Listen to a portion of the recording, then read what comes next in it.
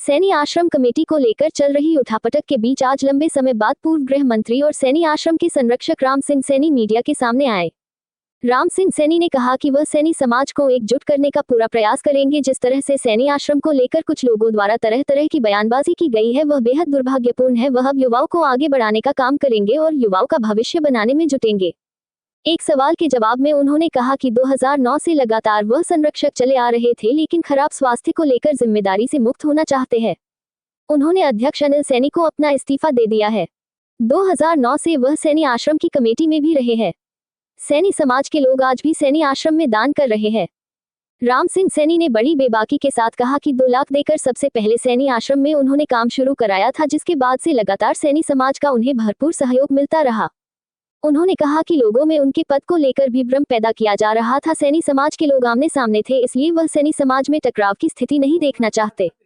पूर्व गृह मंत्री राम सिंह ने कहा कि उनका स्तर नहीं है कि वह किसी को जवाब दे। मेरा सर्व समाज है, समाज को एकजुट करने का काम करेंगे। जो लोग इस्तीफे को फर्जी बता रहे हैं वह न्यायालय में जाकर इसे चुनौती दे सकते हैं।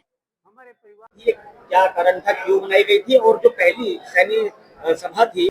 ऐसा है, ये बात, इसका सवाल या तो दे सकते हैं आदेश सैनी, जो कि सैनी सभा के अध्यक्ष थे, कि क्यों चुनाव नहीं कराए। और ये नई समिति बनी है तो जो अनिल सैनी अध्यक्ष हैं वो डिटेल में आपको बता सकते हैं कि कैसे उन्होंने कार्रवाई करके कैसे कमेटी को रजिस्टर किया।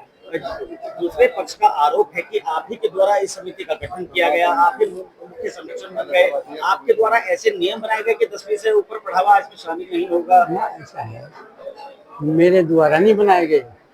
ऐसा था कि सैनी, आप डिटेल में वो बताएंगे ना, प्रस्ताव हुए क्या हुआ, मेरे पास नहीं ना। मैं तो सिर्फ उनको संरक्षक का मतलब, मैंने जैसे बताया ना, सैनी सभा में भी मैं कोई पदाधिकारी नहीं रहा। मैं तो 2009 में वो भूमि मुक्त कराने का काम था, वो सैनी समाज को सौंप दी थी। नहीं तो कुछ लोगों ने उसका ट्रस्ट बना लिया था, आगे लीज पर दे दिया गया। और अगर आप देखना चाहें तो ये वो भी है, लो ये है। आप ये इसे छोड़ दीजिए, आप ये बता दीजिए कि ये जो समिति बनाई गई है ये कानूनी रूप से सही तरीके से बनाई गई है? मैंने बताया ना, ये कानूनन बनी है या नहीं बनी है, या तो न्यायालय बताएगा या रजिस्ट्रार बताएगा जिसने इसको रजिस्टर किया। यानी कि आपकी बिना मर्जी के आपको मुख्य संरक्षक की समिति ने बना दिया। मुख्य संरक्षक 2009 से, चूंकि मैं भूमि छुड़वाई थी तो हर मुझे रखते आई थी, तो ट्रेडिशनल है वो, ये है। अगर आपको लगता है कि गलत है या सही जो भी है, जैसे पहले चली आती थी बहुत समय से लंबे से, तो इसको निरस्त कर देना चाहिए। ऐसा है ना, मैं किसी पक्ष को गलत और सही नहीं कह सकता, क्योंकि अगर गलत कह दिया तो दूसरा पक्ष, ये तो ये हो सकता है अगर समझौते में बैठे लोग तो मैं उनको बिठा कर समझा कर अपना व्यू रख सकता हूँ। यानी आपका ये कहना है कि विवाद होने पर, जब विवाद इतना बढ़ गया है तो आप पीछे हट गए हैं?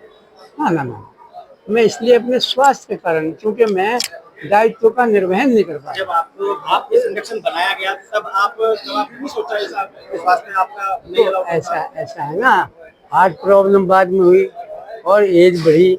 ये तो दिन प्रतिदिन जो है आदमी की वीकनेस बढ़ती जाती है हमारे। और मैं बताऊंगा आपको, देखो बताएं, हमारे परिवार में 2 दुर्घटनाएं हो चुकी हैं। मेरे दामाद जो चीफ इंजीनियर थे वो हमारे भी ग्रेट ग्रैंडसन जो हैं वो वहाँ बीटेक में एमटेक में थे वो। तो हमारा परिवार की, मैं टूट गया हूँ। और मैं गया था ना वहाँ, मुझे 2 घंटे होश नहीं आई। उस लड़के का वो चेहरा मेरे सामने हर वक्त घूमता रहता है। तो ये प्रॉब्लम है ना, इस स्थिति। हाँ।